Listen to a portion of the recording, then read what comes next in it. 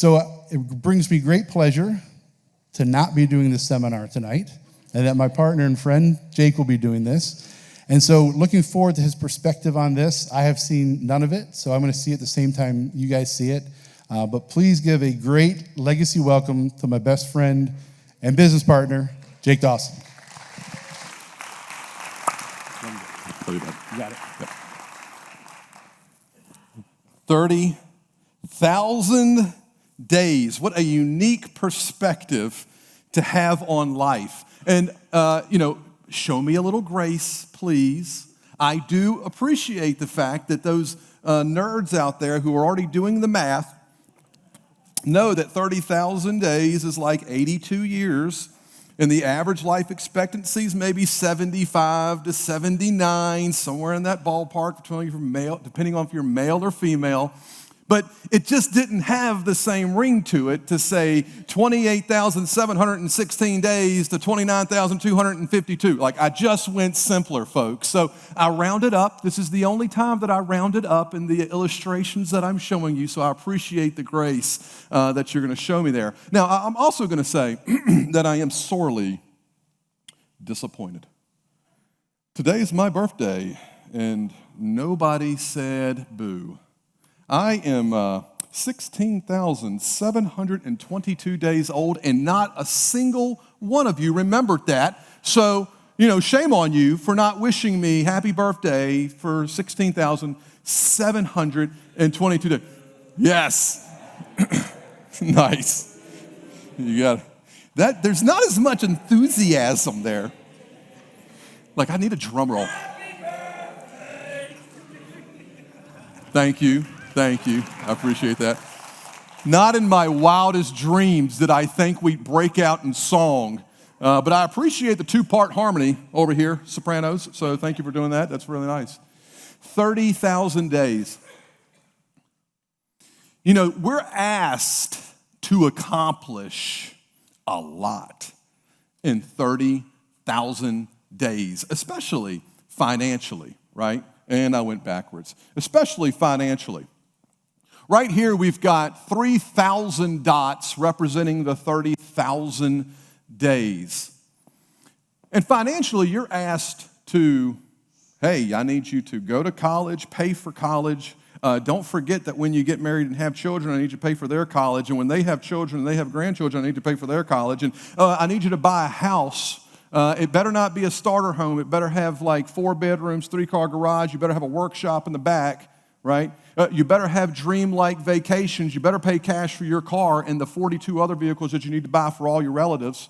And oh, by the way, I need you to save up money for retirement, because at some point you're going to hit 65 and that money needs to do something for you, so get to working. You got a lot to do, a whole lot to do. And it's actually worse than that, because the first 7,700 days, there we go. The first 7,700 days or 7,200 days don't even count. The first 7,200 days, you're a newborn to a 22-year-old, you still don't know what you're doing. You haven't put forth the thought or the energy to say, boy, I better start thinking about retirement when you're 15 years old, right? We're finding out what we want our story to be. And that's the first 7,200 days. And then 5,500 days after that, on average, you're sitting about mid-30s. From 22 to 35, on average, that's how long it takes before the average American feels like there's margin between their expenses and their income, to where they can actually do something about the problem of all the things they need to pay for financially. Then you've got 1,200 days that are completely out of your control. On average, the average American has 1,200 days that they're focusing on. They got sick, their mom got sick, their child got sick, someone had a car accident, there's a flat tire, whatever it is, out of your control. Something popped up that stopped you from being able to produce that day. On average, surprisingly, it's 1,200 days. And then if we're lucky enough to retire at age 65, on average, we've got 6,600 days that we need our investments to actually produce some type of yield to still give us the retirement that we want. So congratulations, you've got like 10,000 days to accomplish all that. Guess what? It's worse than that. Because the 10,000 days still does not count the fact that you want to go on vacation, you have weekends, you have holidays. So this is making the assumption that every possible productive day that you have, that you actually put it forth towards the producing of those particular goals that we talked about. So in all reality, it's more like 6,000 to 10,000 days that you've got to produce all of the things that I just talked about. So tonight, I want to challenge some common wisdom that's out there, where hopefully I can give you back, for those who have not yet traveled some of those days, I can give you back some of those days. So for example, in the first 7,200 days, by the time we're done and we're 22, not only did we not help our situation, but we actually went into debt to obtain the college degree. And during the 5,500 days that we felt like we were broke, it was probably because we signed up for a mortgage that was too expensive while paying the college debt, and we never felt that margin until 35. I want to be able to give you a few days to stretch out how long you have to actually accomplish the task. And then I want to help you during those 10,000 days. And then I want to help you during retirement so that the money that you took so much time to save can actually produce you the yield that you're wanting it to produce. So I could have picked many, many areas. I picked 4 things. I'm going to challenge the idea of going to college. I'm going to challenge buying a home, maxing out your 401k, and then because I hit age 65, it's time for me to magically start investing my money conservatively. So we're going to address each one of those. Again, I could have addressed many, many things. In fact, I've thought about creating, and I probably will, another seminar based off of what this seminar is, which is going to be entitled Traveling the Road of Destruction, Paved on Good Intentions. Because there's so many things that we're getting wrong and we don't even realize we're getting it wrong when it comes to your finances. So maybe we'll find some time in 2026 if Josh decides to allow me to have the mic one more time for an educational seminar. So going to college. I am not saying that you shouldn't go to college. What I am saying is this myth, and thankfully it's starting to lose steam, that everyone should go to college right after high school, just because that's the default path, does not mean it is the best path. And that timing and purpose of going to college is greater than the tradition of going to college. For those who are young enough that haven't made that decision yet, I know I've got a young man right over here. His name is Thomas. His grandmother brought him. Ruth, thank you for bringing him. So this is going to be very applicable to you. But other young people that you are aware of that are making these decisions around college, just ask a couple questions before we just by default do it, which is, should you go? So you need to ask yourself some questions. What do I want to do? And does that job even require a degree? Are there any skills that I could work on, build up right now? Are there what's my tolerance for debt and delay? And what I mean by that is sometimes if you're willing to have the capacity to delay when you go to school, there might be opportunities picked up for someone else to pay the tab. For example, the military or going to work for a company like Wells Fargo as an example, where they'll pick up some of the expense for you and in exchange some of your time after you graduate. We'll talk more about that in a moment. But there's a tolerance there for debt and delay. And I'm not saying that there's anything wrong with going to a 4-year university. Again, I'm just simply saying these are questions that you should be asking. There are some alternatives. One, we can go to community college. We could do dual enrollment. We'll talk about that. We could do trades and apprenticeships. We could do certificates.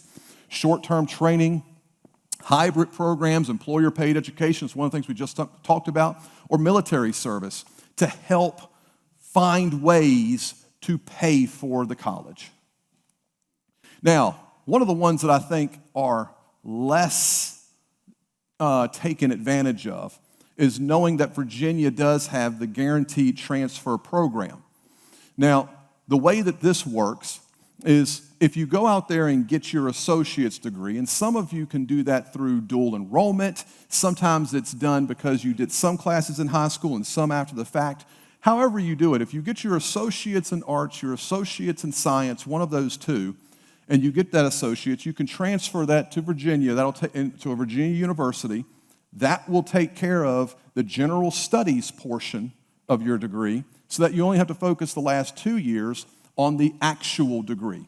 So now we've only have to pay for 2 years of a university cost compared to a community college cost for those 2 years, and we're going to show you that here in a second.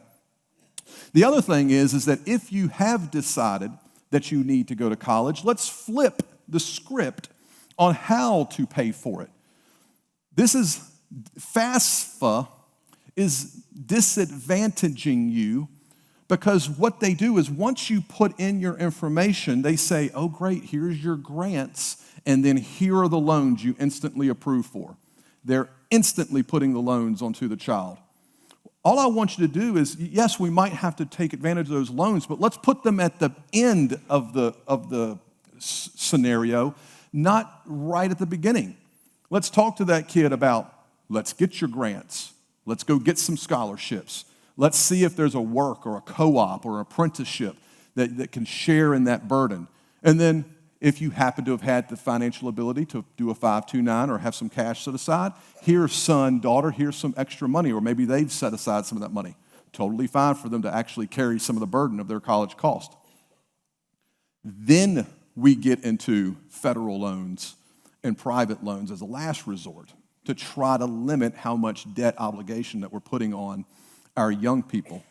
So let me give you an example.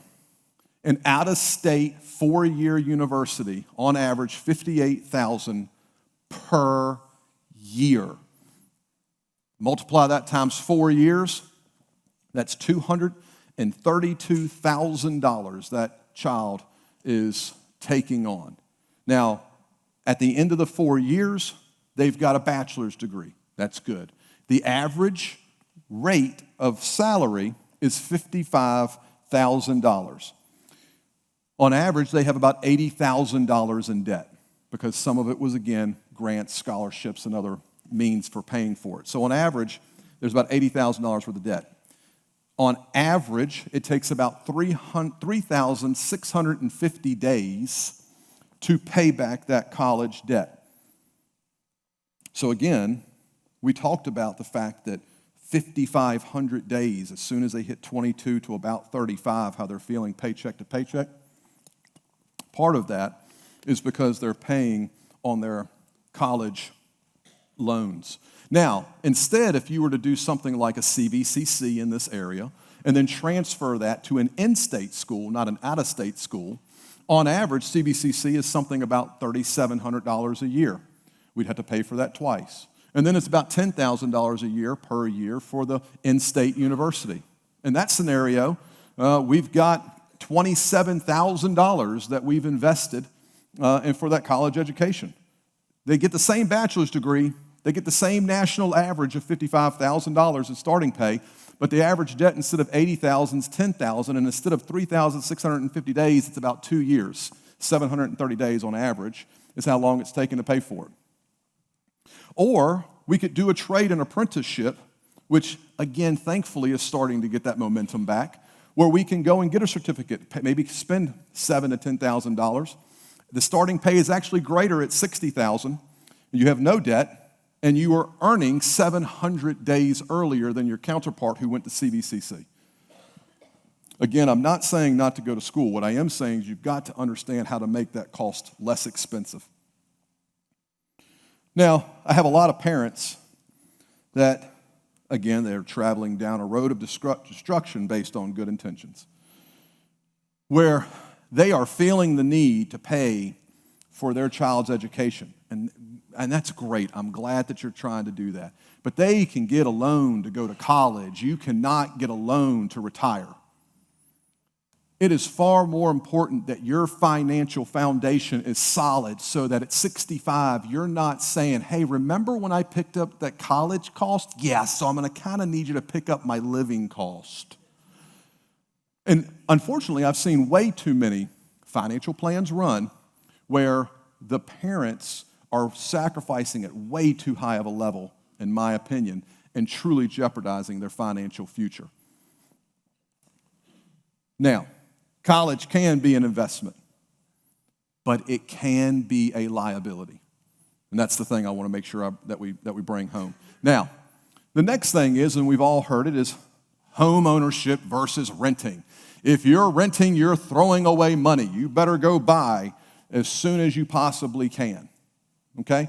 So this is so very common. Rent is just looked at as an absolutely horrible decision by so many families. Do I want the child to eventually, a young adult, to eventually get a house? Absolutely. But is there a time and place to buy the house?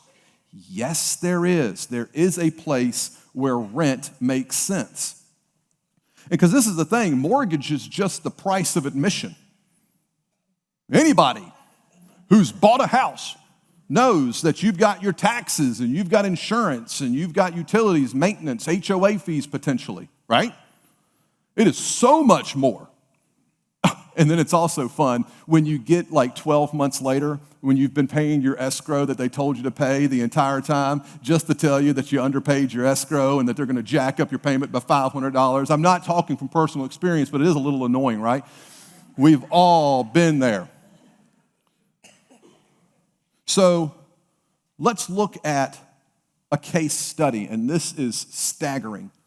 The average home price, $422,000 nationally. The average rent nationally, $2,000. Now, I was gracious in only doing a $39,000 student loan payment, but that at 6.39, that's $443 a month, okay? Now, let's say that we have told this young person to go buy a home. So as fast as they possibly can, they save up some money and they go and put their down payment down. $422,000, 5% down. So they got a loan of $400,000. They're going to have their principal and interest, their property taxes, their homeowner's insurance, their maintenance, PMI, et cetera, et cetera. It all comes up to about $3,900. Now, we compare that to rent. On average, $2,007. And then they've got some renter's insurance. Now, let's think about this. Let's just say that the individual that we're speaking to is in a really good paying job and they can actually afford the roughly $3,900 a month. Okay. What I would encourage that individual to do is, because one of the things we need to teach our young adults is financial discipline, is the ability to save money and have it not burn a hole in your pocket at the same time that you put it in a savings account. So we can actually have our cake and eat it too, as long as we look at rent as a temporary tool. So let's say that we've got an individual that thinks he or she can afford $3,900. Great. Pay the rent, and in a savings account, push away $1,900 every single month. What we should see happen is that a year from now, we've got roughly $24,000 in a savings account. If they could truly afford it, they were able to stack the money away, leave well enough alone, create some financial discipline, and see that that money didn't burn a hole in their pocket, and they've got $24,000-ish sitting in their savings account. We multiply that by 2 or 3 years, all of a sudden they've got a fully funded emergency fund, and they've got the ability to put a down payment on the house and financial discipline. But rent is the devil. So in this, we have a scorecard. 36 months from now, the principal paid down was about $13,000. Good. I don't have a problem with that. But the person that did the renting also has $60,000 cash saved up, emergency fund for their down payment, and they're buy ready. What does that mean? What does buy ready mean? It means that they've got that emergency fund that even after they make their down payment, hear that, even after they make their down payment, that they still have their emergency fund. Gosh, how many times have we skipped that step because we saved, and we dumped it all into the house? And I can promise you, you wanted a new couch in your house, and 2 weeks later is when that stinking central air went bad, right? Congratulations on having the equity in your house and you putting that 10 to 20% down, but you blew up your emergency fund. You got no way to pay for it. Now we're going to pay for it with your credit card. Now we're starting that snowball effect. So buy ready means that you still have an emergency fund even after you put your down payment on your house. And the down payment's 10, 20%. I would prefer 20 so that we don't have PMI. And then their debt to income is comfortably below the lender cap. The lender will allow you up to 43% on average as a debt to income, meaning that you could take, if your income was $5,000 a month, that's $2,150, that you would need to have, that you could have as a mortgage payment. That's an expensive mortgage payment for $5,000 a month. Guys, 43% is not a dare. We should want to be more like 20, 25% of our actual budget so we can afford the thing when it's all said and done. And then we've got job stability and a budget that works. So let's say we've got a young person that is buy ready. Well, what should we do? Well, we probably shouldn't buy a $422,000 house as your first home.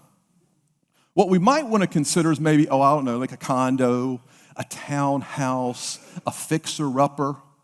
Now, in the whole fixer-upper, one of the things I like about the fixer-upper is not only the sweat equity and the ability to get some appreciation in that, but a lot of times those fixer-uppers might be in areas that are very good for rental income in the future. So all of a sudden, you can buy a house at an appropriate price, do some fixing up on it, get some better net worth, and then when you go to move to the next transition house, the next house before we get to our dream home, we could turn this into a rental if we wanted to. That's helped our net worth. That's helped our income that's coming in. It's helped us during here and now, and it's also helping us in retirement. Sounds like a good win.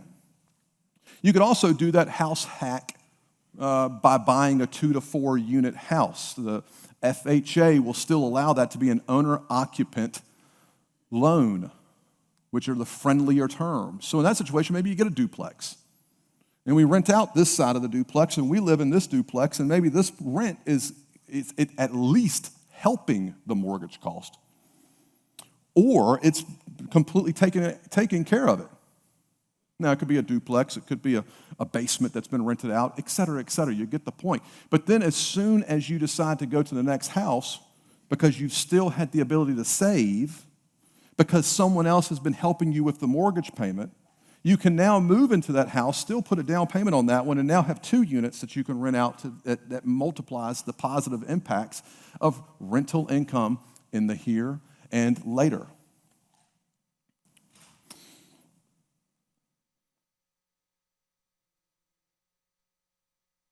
Ultimately, rent is a tool.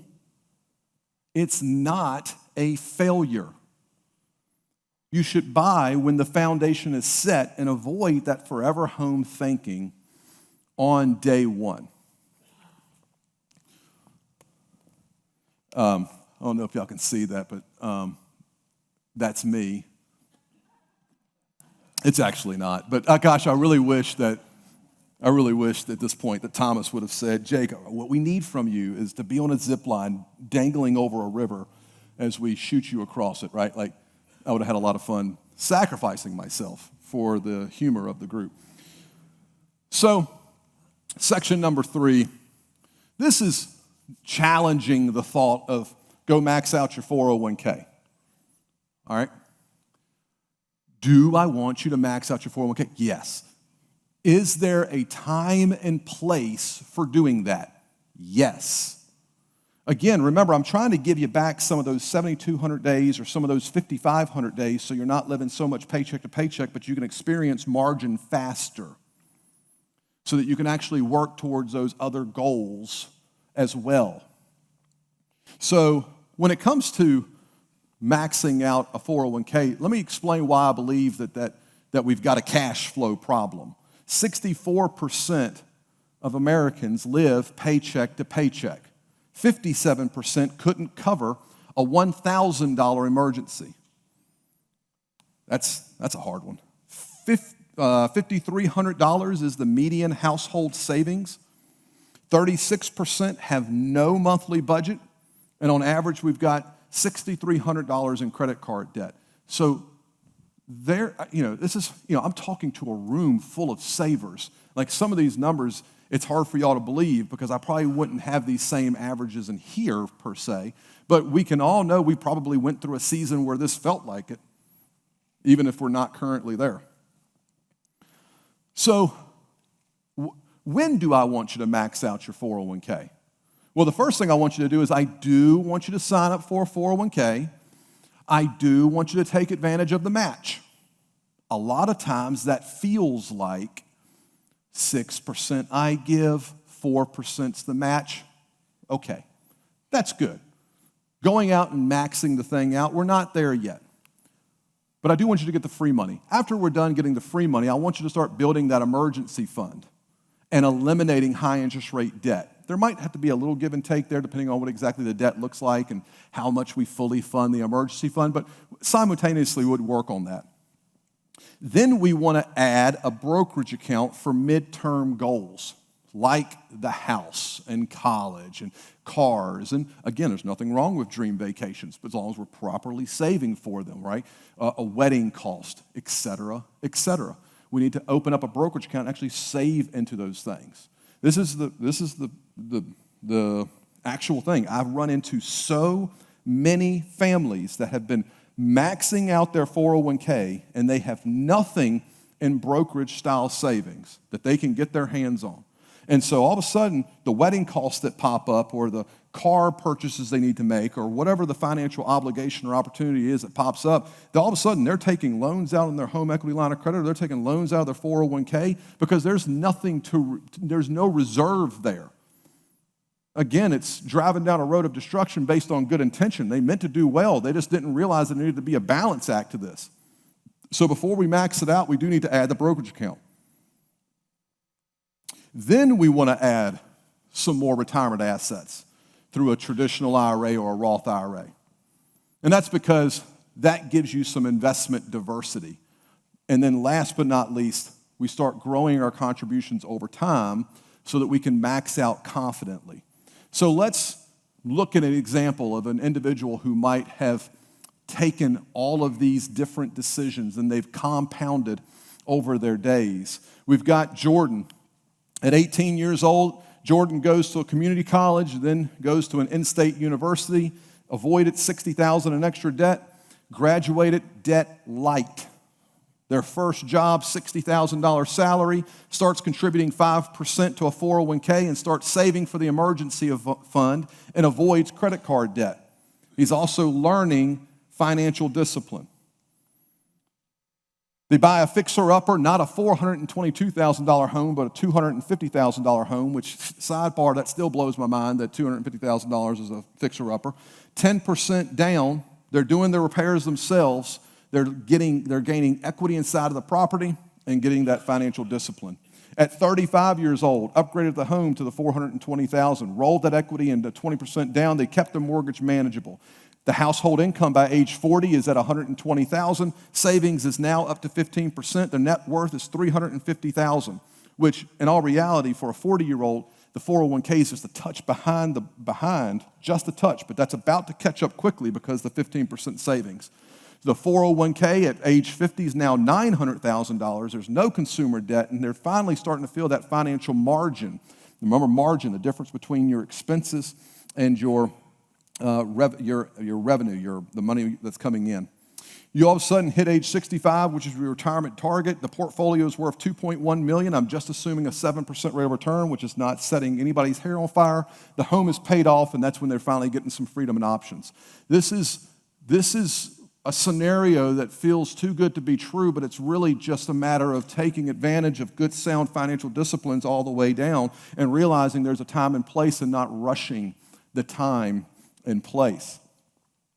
The compounding power of balance, it's steady beats extreme. Early consistency is greater than occasional intensity, and progress, simply move, is better than perfection.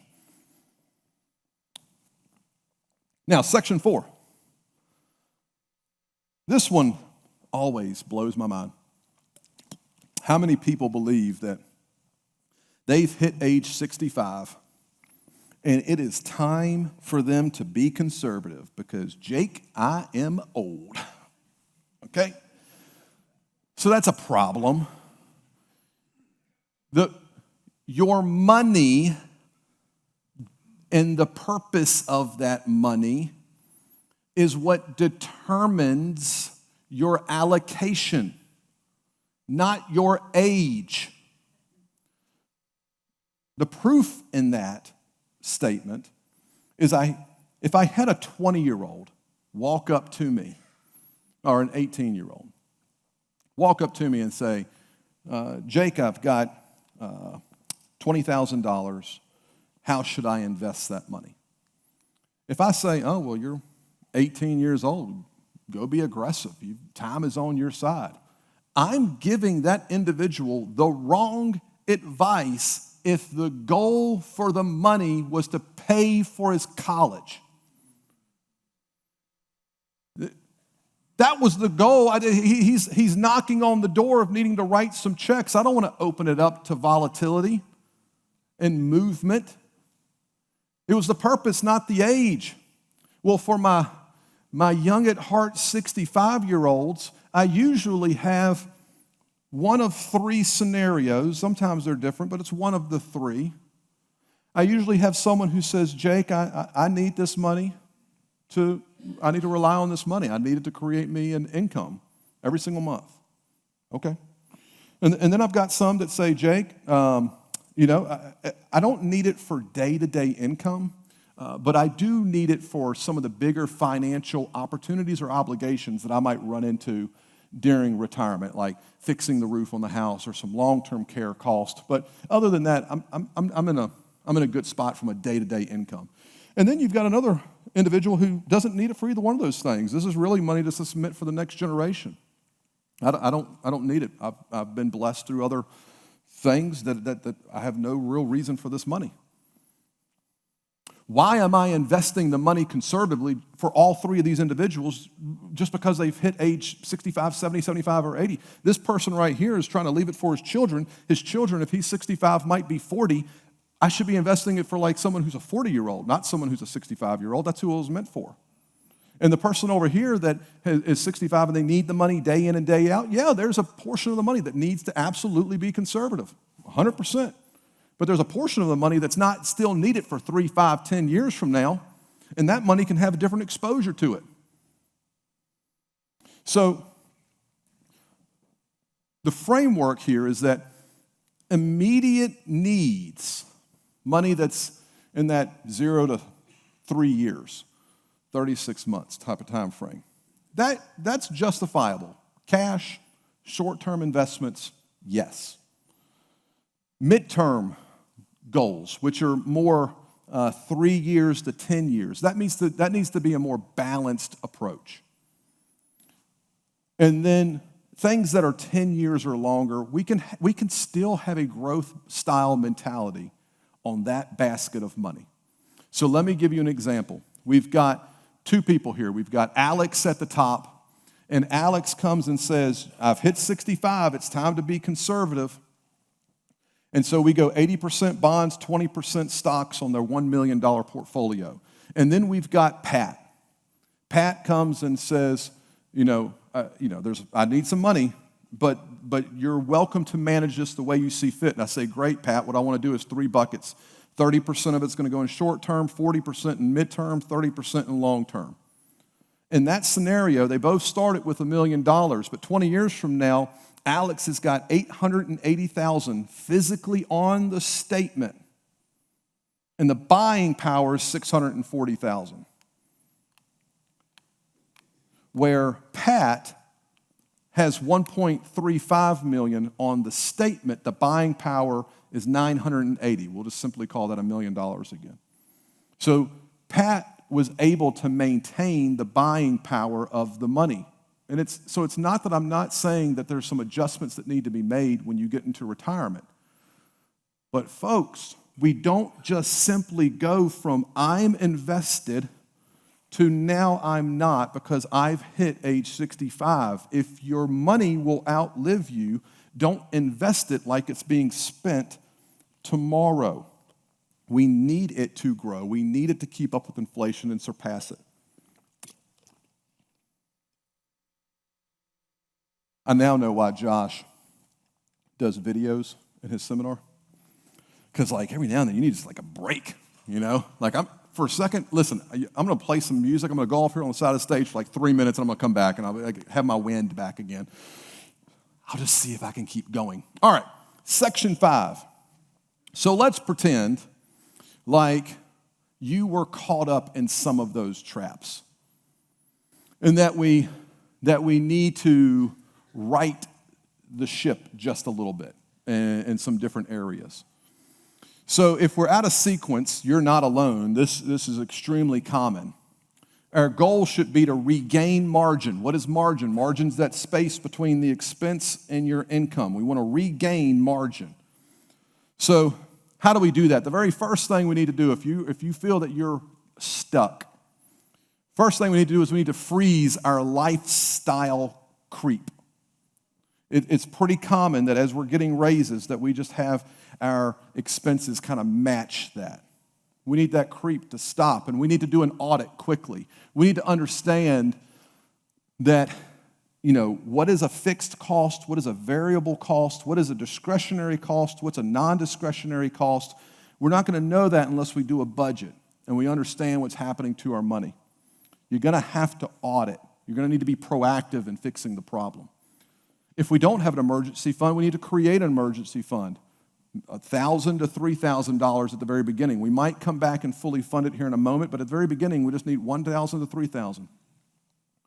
We want to protect the match if we possibly can. So if you are maxing out the 401k, we want to back that down, and we just want to make sure we're getting that free money.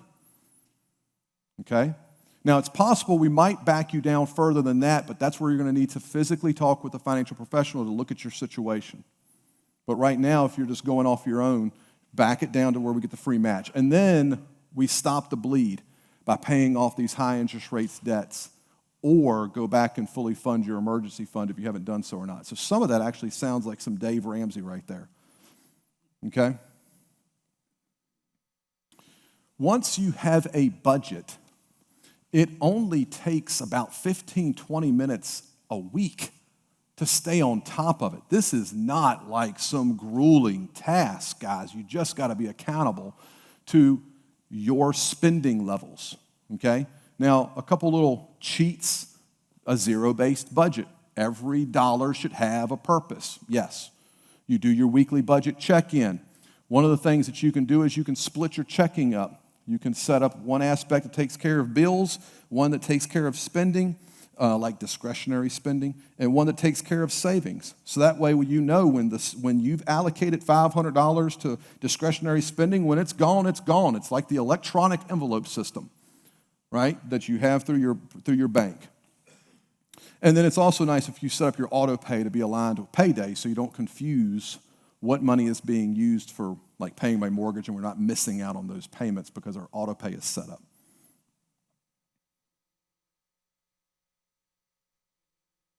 To gain the freedom, the main thing you want to know is the first thing you need to do is you need to create margin. If you feel like you're tight, if you feel like you're behind the 8 ball, the first thing we've got to do is create some margin. We've got to lower those expenses so that we've got some spread here to actually work on the productive goals that you've got. Then you've got to be consistent. We've got to be consistent and disciplined with making sure that this money that's left over is actually going to good goals and not just being wasted. And then we need to make sure that once we've saved this money, that's being properly aligned with 3 years and 5 years and 10 years so that your money's working for you. And eventually what's going to happen is you're going to have lifestyle freedom and financial freedom. They will finally converge. The truth is, though, is that everyone sacrifices. Some people make a sacrifice at the beginning of their career. They're saying no to spending for these discretionary type of things because they want to make sure that on the back end they can retire a certain way or retire at a certain age. But I can promise you, you talk to any 55, 60-year-old who was blessed enough to be able to retire at that age, I can promise you they made sacrifices in the earlier stage of life. Or the sacrifice is going to come on the late side of life where you're literally just having to work harder or longer because of decisions that were made in the 20s and 30s that you're still paying the price for in your 60s and 70s. The greatest mistake we can make is thinking that there's not some sacrifice that's going to be made. But I'm going to trick you here for a second because there's actually 2 seminars. And this is the part of the seminar that I want to make sure I leave that's an encouragement to you and a motivation to you, because I believe that there's a cause that's happening behind the scenes in our psyche that's really creating this problem. And that's this idea of, kind of keeping up with the Joneses. It used to be that when we kept up with the Joneses, it was within our own neighborhood. If I lived in a $100,000 neighborhood, the Joneses lived in a $100,000 neighborhood. It was affordable luxuries that I was chasing after. If I lived in $1 million neighborhood, it was $1 million Joneses I was trying to keep up with. It was all relative. The desire was still there to chase after the Joneses, to envy what they had. But it's gotten so much worse. And it's not that social media is the devil. I'm not saying that. But every single swipe, you are seeing the most perfect family. Now, keeping up with the Joneses is not just your neighborhood. You're seeing these extravagant weddings. You're seeing these extravagant vacations. You're seeing these beautiful houses while you're still sitting in your $100,000 neighborhood. And you can't help but think that you're falling behind. It's actually creating some of the problem that we're talking about right here. That the whole reason that we chose to go to college, let's be honest.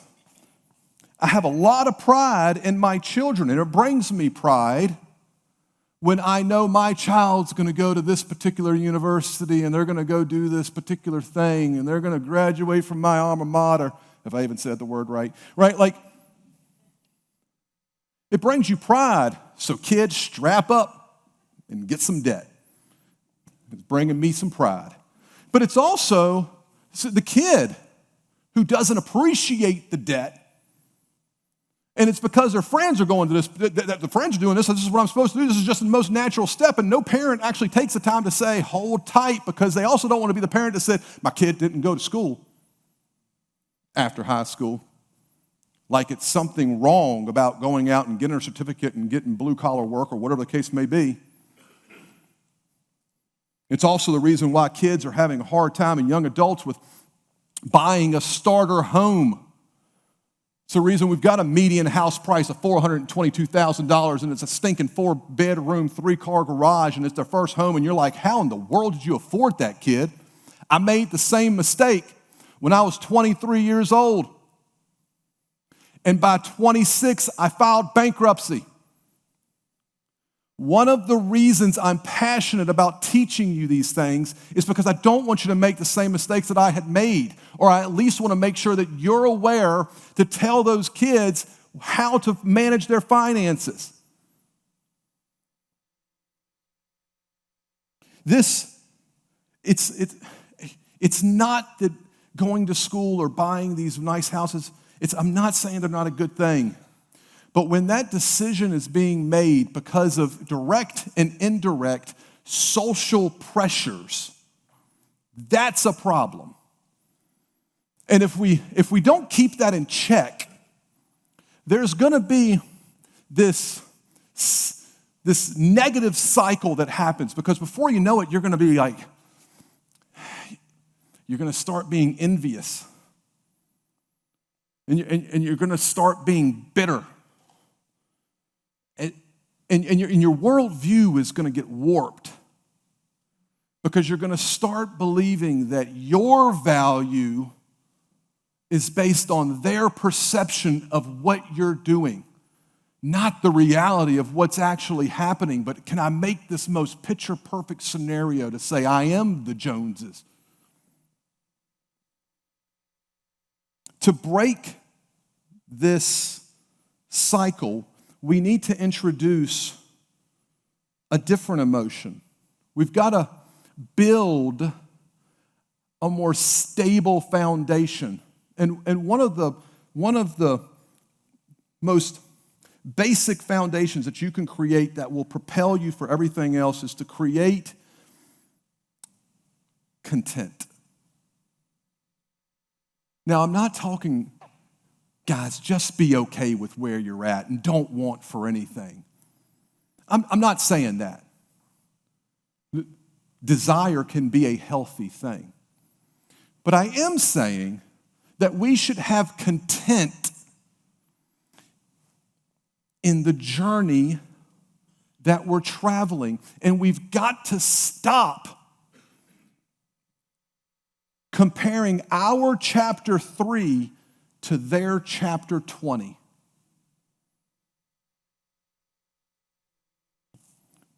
Yeah, but Jake, you don't understand, because every time I see my peers out there,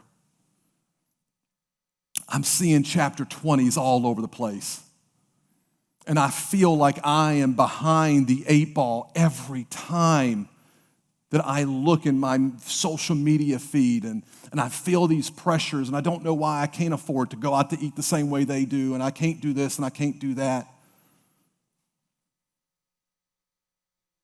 You got to be careful with that thought process, because left unchecked, it will create that jealousy and discontent. And those negative emotions will not give you sustained, long-term, positive actions in your life. It will start to cripple you. It will start with this emotion, woe is me, and then it paralyzes you in the action of it is what it is. Woe is me. It is what it is. It sounds like someone that's given up on chasing the life that they want because they constantly see someone else doing what they're not doing, and they're not keeping those emotions in check. So to protect against that emotional trap, we've got to build a foundation of contentment. How can I be content, Jake? 3 things. Number 1, we have got to take back control of our life. That's a hard pill to swallow for some, because that means we've got personal accountability. But listen, in that is the practical solution. You taking personal accountability is the first actionable solution to not only having an emotion of content, but transforming your life to the life that you want it to be. But Jake, you don't understand. This has happened to me. That has happened to me. while not every circumstance is our fault, how we respond to each other is 100% our responsibility. While not every circumstance is our fault, how we respond is 100% our responsibility. There is no shortage of stimulus in our life. There's no shortage of events in our life. We cannot allow those events to dictate our actions and reactions. Between stimulus and response is freedom of choice. And you have a responsibility to choose the actions that are positive and uplifting and working towards your life goals. Don't give in. Don't give the control. Don't say, but Jake, this. The second you start pointing your fingers, the second you gave it all the power. Number two, we've got to be proactive to be content. You may not have a problem with the personal accountability. You might say, yep, Jake, I screwed up everything. Still not content. So there's a few more things, right? We've got to take personal accountability, but we've got to be proactive. Part of feeling content is knowing that you're flipping the page. Knowing that, yeah, I'm in chapter 3 and they're in chapter 20, but baby, I'm flipping the page. And I'm going to get there. And I'm going to get to chapter 4, chapter 5, chapter 6. I'm moving. I'm going to get there. And so now we can actually congratulate that, like, good work. Good job on being at chapter 20, because I know how hard it is, because I'm still flipping the pages in my book. So congratulations. Completely different change of perspective compared to feeling like you're envious of what they've been able to do and that you're not there yet. We're being content in the journey. Part of that is being proactive. Stephen Covey wrote The 7 Habits of Highly Effective People in the late 80s. There were 7 habits. The first 3 habits had to talk about how to move from being dependent to independent mentally. And I can summarize the 3 habits. You should read the book. I'll summarize the 3 habits in one sentence. Be proactive with the end in mind, starting with the most important thing first. Well, okay, let's tie that into the finances side of things. Hey, Jake, I'd love to be out of debt. Okay, the end in mind, be out of debt. We got to be proactive with the end in mind, starting with the most important thing first. Well, that means you might need to look at your debts and your balances and your cash flow to determine what's the best thing to do first. If you don't know, there's a professional. And there's a professional in every single field in America that can tell you, you want this end goal? Super. Be proactive. Start here. Be proactive with the end in mind, starting with the most important thing first. But guys, it's more important to me that we have a group of people that are thriving, not just financially, but I want you to be thriving emotionally, intellectually, spiritually, which means I want you to apply that particular equation to other aspects of your life, because maybe there's a relationship that doesn't look the way you want it to look like, with a spouse, with a child, with a parent, with a friend. Be proactive with the end in mind. Starting with the most important thing first. I want a better relationship. Fantastic. Tell me where to start. Maybe it's an apology. Maybe it's a good deed for that loved one. I don't know what the task is. You do. But don't think that it's going to happen once. One day I'm going to be able to be proactive with the end in mind, starting with the most important thing first, and it's just going to solve the problem. No, we've got to live the life that we want to live every single day, and we've got to work that direction. Because just like you have a debt balance that you're trying to pay off, it's possible in a relationship that you've got a debt balance in the relationship bank of that individual. And it is going to take consistent deposits into the relationship bank of that person before it's gotten back to even and then positive, where we can actually have a good relationship again with that individual. The last thing you need, we got to be proactive. Right? We got to take control, accountability, be proactive, and then we got to believe that we can obtain it. The second that you don't believe that you can obtain it, that's like a speed cycle for going into envy and depression and despair. Because you feel like, gosh, I know I'm the one that's responsible, and I feel like I'm being proactive. I don't see how I can even get it. I don't even know how I can do it. I just can't do it. And I keep watching all these other people do it. You've got to believe that you can do it.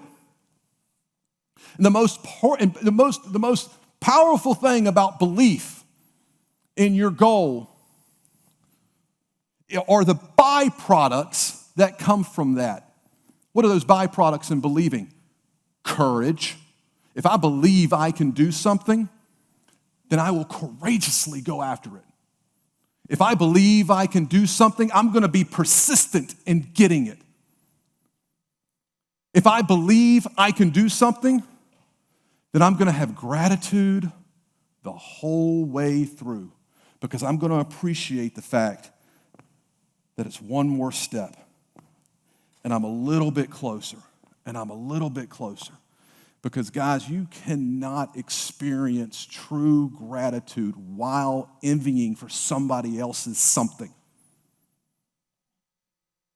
You've got to have content, personal accountability, being proactive, believing you can get it, to sit there and actually breathe the most powerful emotion that you've got, which is gratitude. Because from gratitude, you can accomplish anything. So I appreciate that the social pressures that we face every day are real. But it's vitally important that we quiet the noise. We need to be asking ourselves a question. Is the life I'm living, the decisions that I'm making, are they leading me to the life that I want to live? Is the life that I'm living, the decisions that I'm making, me leading me to the life that I want to live? I hope you can say yes. Because if you can, there's peace, and there's content, and there's gratitude. But for those of you who cannot say yes, be proactive with the end in mind, starting with the most important thing first. Napoleon Hill, this is my closing thought, was tasked with writing a book right after the Great Depression. The book was entitled Think and Grow Rich. And he was asked to write this book because we had an American civilization that no longer believed in the American dream. Heck, they hardly even believed in the ability to produce for their own home. And people knew Napoleon Hill would know what to say. Why did they know this?